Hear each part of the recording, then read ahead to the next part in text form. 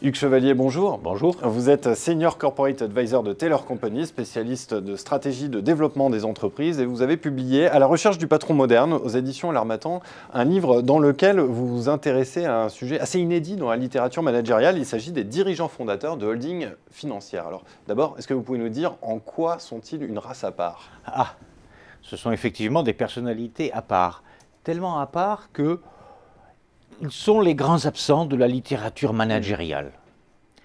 Pour une raison essentielle, c'est que ils ont par rapport à des dirigeants d'entreprises classiques, par rapport à des dirigeants de grands groupes, ils n'ont pas la même carrière du tout, le même cursus de carrière. Ils sont moins diplômés, vous dites. Ils n'ont pas le même cursus de carrière parce que un dirigeant de grand groupe, il va faire toute sa carrière dans un ou deux ou trois grands groupes en franchissant les échelons de responsabilité jusqu'à devenir le patron du grand groupe. Ces gens-là ont choisi une autre voie, ont pris une autre voie. C'est-à-dire que, très souvent à la force du poignet, ils ont créé des holdings financières possédant d'autres entreprises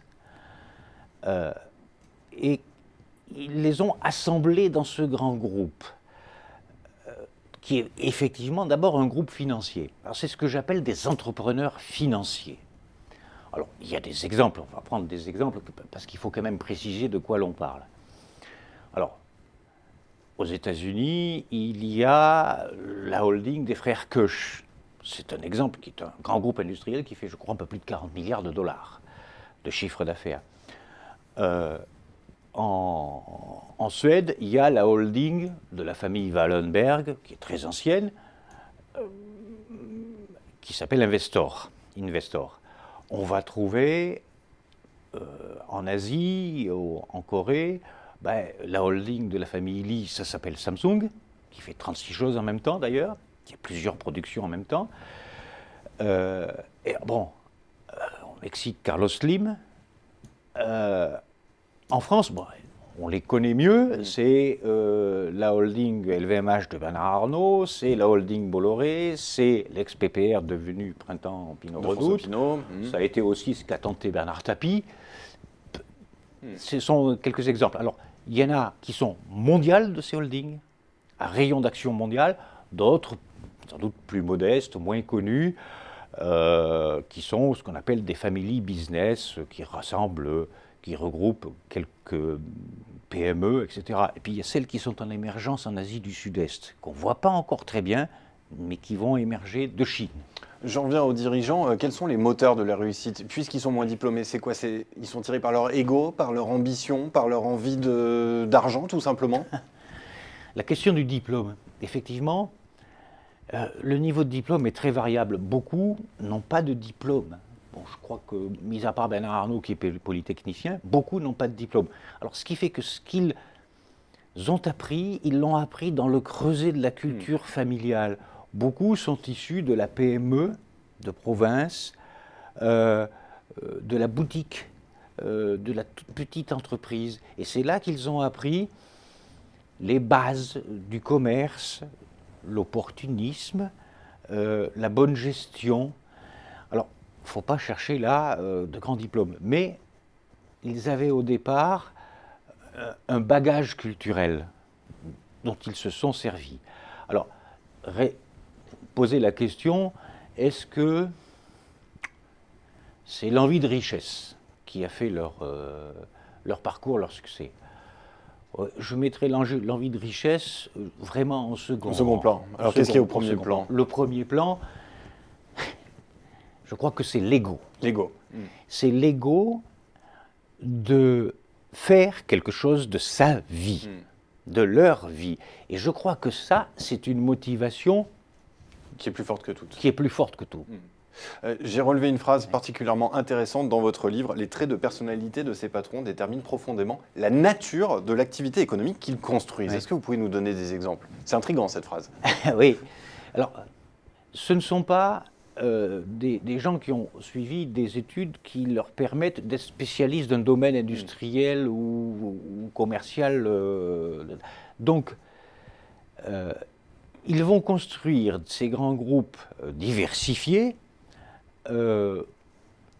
selon Selon leur envie. selon leur envie, c'est-à-dire en usant de ruse, de culot, d'opportunisme, parfois de méthodes de flibustier, ce qu'on leur a reproché.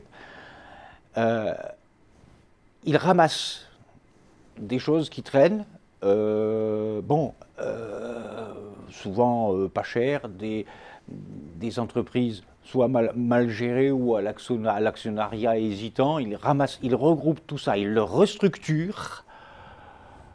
Ce sont des restructurateurs industriels. Et là, je dois dire qu'ils jouent un rôle dans l'économie mondiale en tant que restructurateurs d'industrie.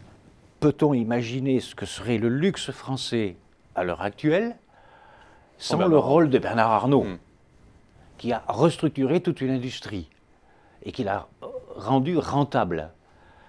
Je dirais, il y a quand même une performance au bout du compte. Voilà. Je résume en quelques mots les traits de caractère de ces patrons décidément pas comme les autres: opportunisme, ruse, secret, pragmatisme, culot, intuition aussi, c'est dans le livre. Est-ce qu'on peut dire que les patrons dirigeants de holding financières, c'est le gratin du patronat? Bon. C'est un peu compliqué. C'est un peu compliqué parce que tous ont connu des réussites et des échecs. Dans la mesure où ils apprennent en faisant, où ils ont appris leur métier de patron en faisant les choses, effectivement, quand on fait les choses, quand on ose des choses, parfois, ça rate. Bon, ils ont pu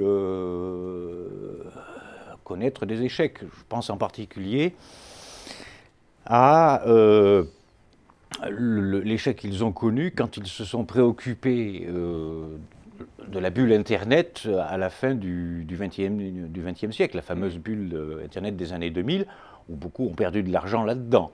Ce qui fait qu'à l'heure actuelle, l'innovation ne les intéresse pas. Je vous dis, vous pouvez demander à Albert Frère de financer une start-up, il vous répondra surtout pas, non. Et ce qui prouve bien que ils ont des échecs. Mais je voudrais signaler aussi deux écueils. Deux écueils. Pour ceux qui voudraient se lancer dans l'aventure, pourquoi pas, et il y en aura, sans doute, et heureusement, cette aventure de restructurateur d'orbite industrielle. Deux écueils. Le premier écueil, c'est le franchissement du stade de l'homme des coups, ce que j'appelle l'homme des coups. Avec un P. Qui fait des coups avec un P. PS. L'homme des coups qui fait des coups pour racheter des entreprises. Le franchissement de ce stade de l'homme des coups au manager, dirigeant, patron d'un grand groupe. C'est pas le même métier. Alors, certains réussissent très bien cette transition, cet apprentissage. D'autres ratent cet apprentissage. Bon, il y a un cas célèbre, c'est le cas de Bernard Tapie, qui a été un homme de coups et qui n'a pas su franchir le stade du manager responsable, dirigeant pour pousser une entreprise. Et bon, on connaît la suite. Donc ça, c'est le premier écueil. C'est le premier écueil. Il y a un deuxième écueil, là, qui est beaucoup plus subtil. Je dirais, c'est l'écueil de la transmission de la holding. Généralement, ces dirigeants fondateurs de holding sont très, très concentrés sur le fait de ne pas laisser perdre ce qu'ils ont créé à la force du poignet. Et la plupart d'entre eux estiment que cela doit être transmis à leurs descendants, c'est-à-dire à leurs enfants. Et je crois qu'il faut prévenir qu'il y a là un automatisme successoral auquel il faut vraiment réfléchir.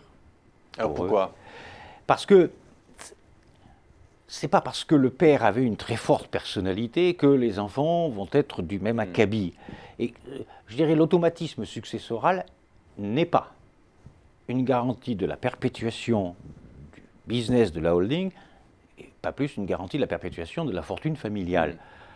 Il vaut mieux trouver dans les familles, s'il y a, ce que je vais appeler en anglais the right man. Il y a des exemples où ça fonctionne. Prenez l'exemple de la holding Tata En Inde. en Inde, où chez Tata, on a toujours eu le right man at the right place, à cause d'une culture familiale. Prenez l'exemple de la famille Wallenberg. Alors ça, c'est depuis la fin du 19e siècle qu'elle existe, cette holding diversifiée, qui est immense. Chez Wallenberg, il y a toujours eu dans la famille the right man pour continuer le business d'investissement, de désinvestissement, de réinvestissement. Bon, donc je crois qu'il faut que ces fondateurs de holding réfléchissent avant de transmettre à des descendants quel est le véritable potentiel de leurs descendants.